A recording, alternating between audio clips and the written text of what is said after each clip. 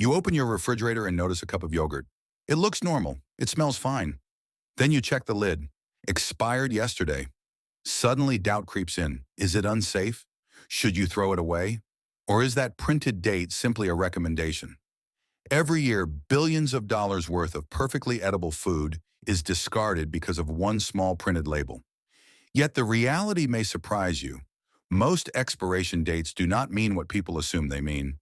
Today we will examine what these dates actually represent, how they originated, and why they influence our decisions, even when the food itself remains perfectly fine. Let's begin with history.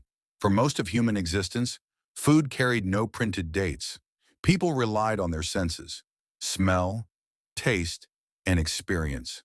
If milk smelled sour, it was avoided. The system was straightforward. Expiration dates became widespread in the 20th century when food production expanded, products traveled long distances, and items sat on store shelves for extended periods. Manufacturers needed a method to ensure consistent quality, protect consumers, and reduce legal risk. As a result, date labeling was introduced, not primarily as a safety warning, but as a quality indicator. That distinction is critical. Much of the confusion comes from misunderstanding the different types of dates. Best before refers to quality, not safety. After this date, flavor, texture, or freshness may gradually decline, but the product is often still safe if stored correctly. Use by is different. This label relates to safety, particularly for highly perishable items such as fresh meat, seafood, and dairy. After this date, the risk of harmful bacterial growth increases. Sell-by dates are intended for retailers, not consumers. They indicate how long a store should display a product, not when it becomes unsafe. When people say food is expired, they are often combining three distinct meanings into one misunderstanding. Another important fact: in many countries, manufacturers determine these dates themselves. They test products under controlled conditions, monitoring temperature, packaging, and storage duration, then select a date that guarantees the product meets their quality standards. It is not necessarily the final safe day for consumption.